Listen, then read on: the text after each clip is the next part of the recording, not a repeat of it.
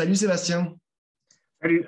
merci d'avoir accepté mon invitation. Sébastien, tu es responsable LGBTI+, pour Amnesty International France.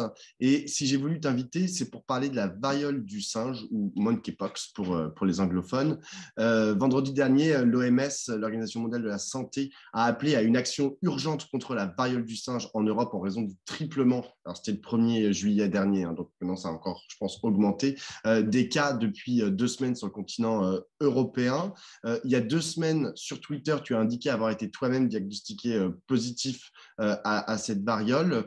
Aujourd'hui, le gouvernement a annoncé ouvrir la vaccination parce qu'il existe un vaccin aux personnes en fait à risque, c'est-à-dire aux hommes ayant des relations sexuelles avec les hommes.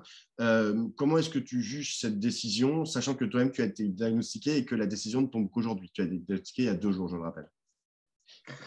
Ouais, la décision d'ouvrir la vaccination aux HSH, aux travailleurs du sexe et aux personnes les plus exposées, c'est une très bonne nouvelle.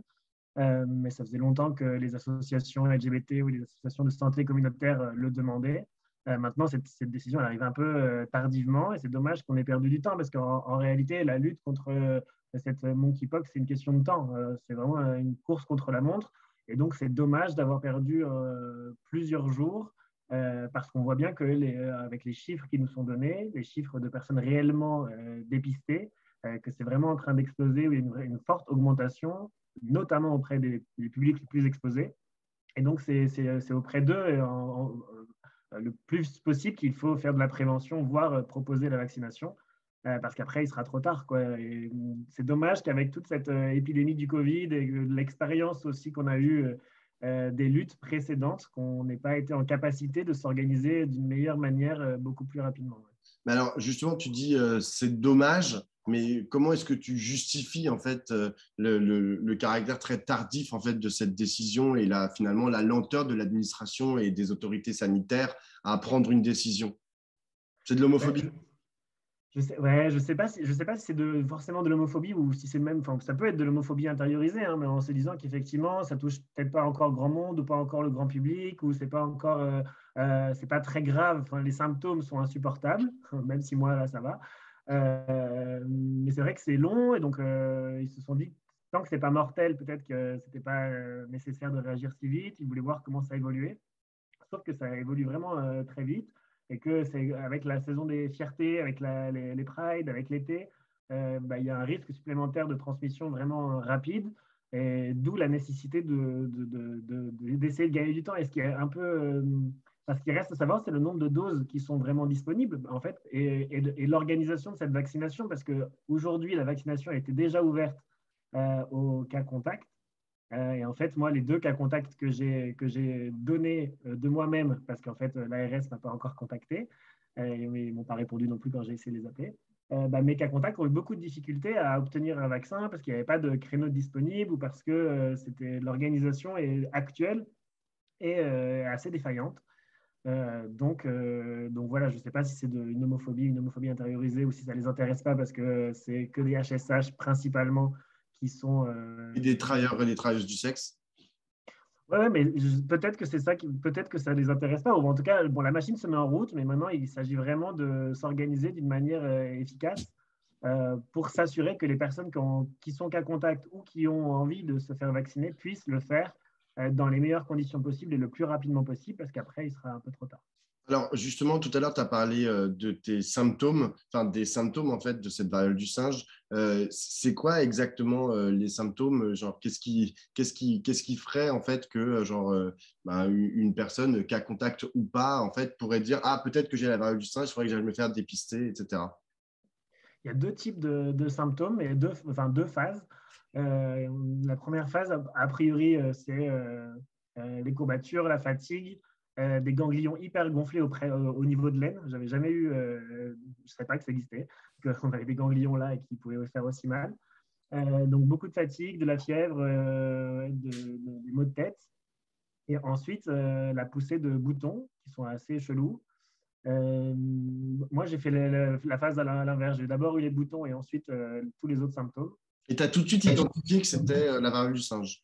Alors après, sur Twitter, j'avais lu déjà beaucoup de commentaires, j'avais déjà beaucoup suivi ce que disait l'OMS, l'ONU-SIDA sur la question de la varole du singe. Donc, quand j'ai vu des boutons apparaître, j'ai un peu flippé, j'avoue.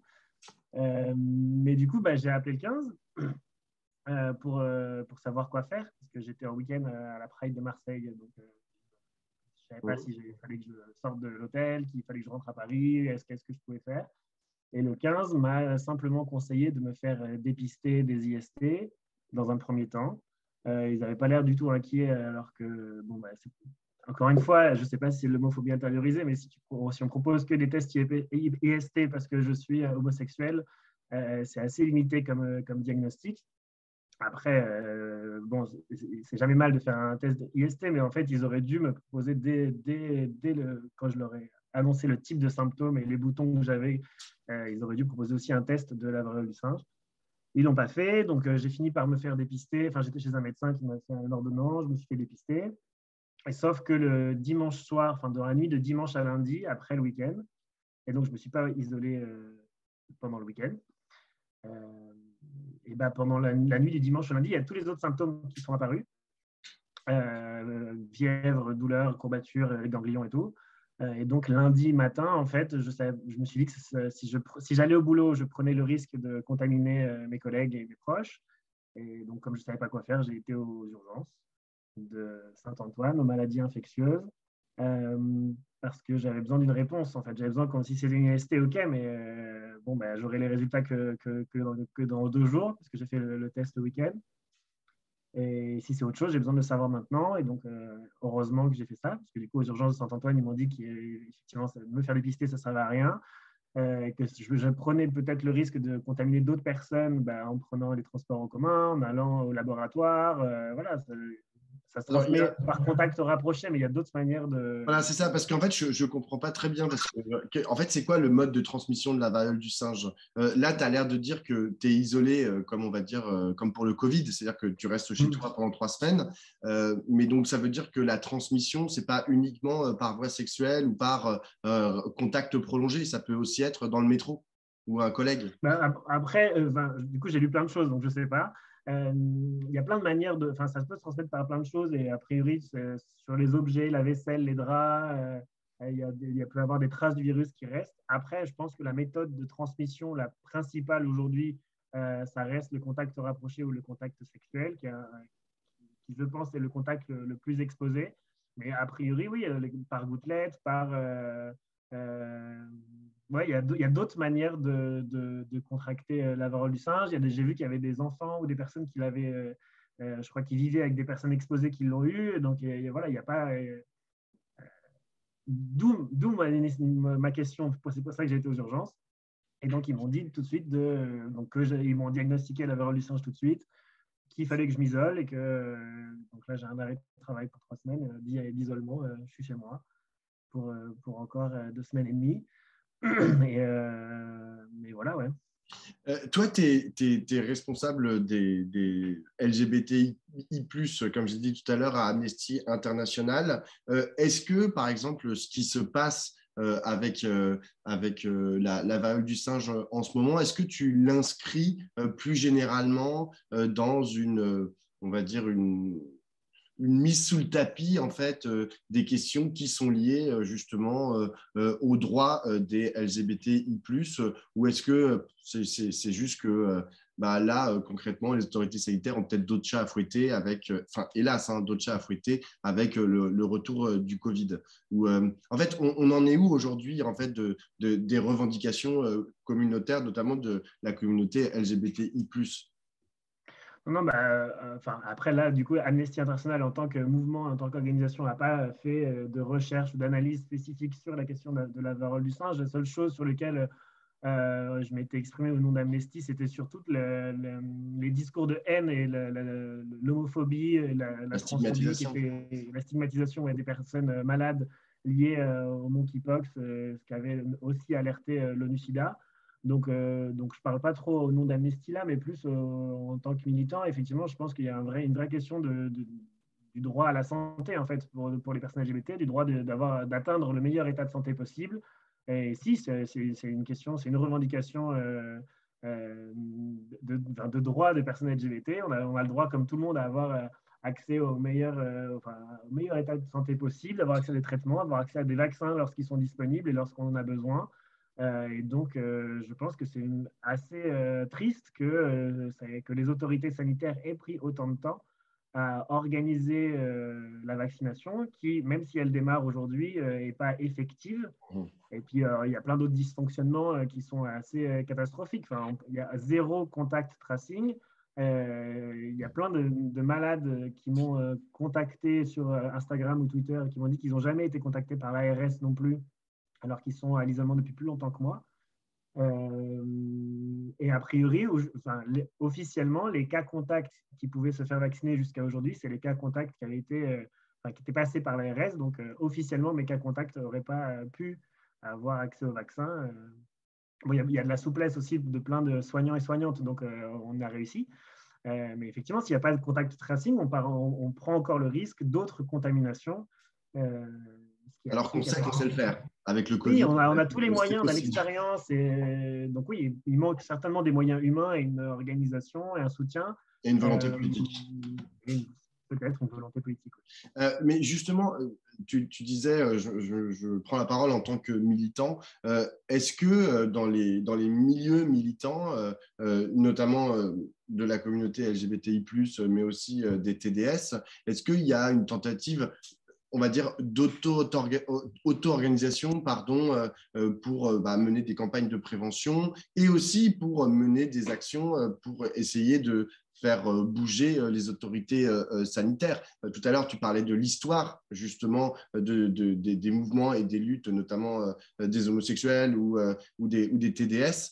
Est-ce que, justement, il y a une prise de conscience que genre, la variole du singe, ça peut être un objet en fait, de lutte, ou est-ce que finalement, encore une fois, comme je disais tout à l'heure, même ces endroits militants-là ont d'autres chats à fouetter? Non, je pense qu'au contraire, c'est grâce. Enfin, moi, si j'ai été aux urgences, aux maladies infectieuses dès le lundi matin, c'est grâce au travail de militants et militantes et grâce au travail d'associations qu'on fait tout ce travail de pédagogie que les autorités sanitaires ne faisaient pas, ou pas assez bien, ou pas assez ciblé. Parce qu'il y a quand même pas mal de ressources en ligne, mais en fait, il faut les chercher.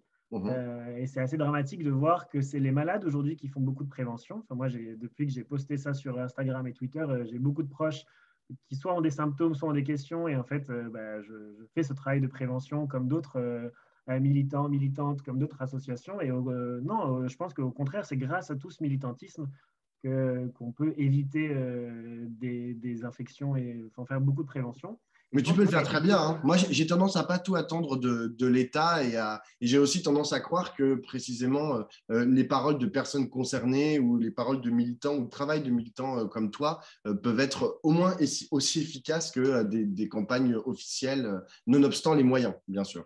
Et en plus, je pense que ça a été pris au sérieux par pas mal d'assauts LGBT parce que pendant les Prides, enfin, moi j'ai fait plusieurs marches des fiertés, notamment celles de Paris et Marseille. J'ai vu que les organisateurs avaient pris en compte la question de la prévention monkeypox, qu'il y avait des stands, il y avait des affiches pour indiquer justement les symptômes possibles, les modes de transmission. Et donc, je pense que plus on est confronté et plus on est informé, plus on a les pouvoirs d'agir sur sa propre santé et sur la santé des autres. Donc, mais je pense que les assos LGBT ont fait leur job là. J'ai une dernière question, Sébastien, qui n'a rien à voir avec la variole du singe. Le Conseil constitutionnel vient de valider l'impossibilité pour les hommes trans de pratiquer des procréations médicalement assistées, des PMA. Comment est-ce que toi, ça t'a fait réagir? Je trouve que la décision du Conseil constitutionnel est vraiment honteuse, qu'elle ne respecte pas le droit. Et c'est assez symptomatique de la culture juridique française, notamment sur les questions des droits des personnes LGBT, des personnes trans, ou même des questions du mariage pour toutes et tous. On n'a jamais obtenu en France gain de cause grâce au Conseil constitutionnel ou à des cours suprêmes, alors que ce n'est pas du tout le cas dans d'autres pays. Il y a plein de pays qui ont ouvert le mariage pour toutes et tous grâce à des décisions de cours constitutionnelles qui ont juste appliqué la Constitution, qui interdit les discriminations, qui garantit l'égalité des droits entre toutes et tous. Et nous, à chaque fois, on s'en remet aux législateurs, ce qui est un peu ce que dit le Conseil constitutionnel. Alors qu'en fait, Excuse-moi, mais on peut voir aussi la fragilité que c'est de se remettre juste à une instance juridique, comme on l'a vu avec l'IVG aux États-Unis. C'est-à-dire que juste une jurisprudence, en fait, c'est un peu parfois léger, quoi. Et genre, ça peut être Oui, alors, rapide. je dis pas que c'est parfait, mais je trouve qu'effectivement, pour avoir analysé les améliorations législatives partout dans le monde avec Amnesty International depuis plusieurs années, je trouve qu'il y a quand même beaucoup de cours suprêmes qui ont eu le courage juridique et le courage politique d'avancer et d'affirmer que ces discriminations qui touchent les personnes lesbiennes, gays, bi, trans, intersexes et autres étaient contraires à la Constitution et aux traités européens et internationaux. Et par le droit, on peut aussi, par la justice, on peut aussi obtenir gain de cause. Force est de constater qu'en France, nos juges ont jamais été jusque-là, et donc c'est assez honteux d'arriver à écrire noir sur blanc que les hommes trans ne sont pas dans la même situation que les autres, et la seule différence, c'est un critère de discrimination qui est interdit par la loi. Et donc, on ne devrait pas être dans cette situation aujourd'hui. Et voilà, c'est encore un jour triste pour les droits des personnes trans en France. Merci beaucoup, Sébastien. Merci à toi.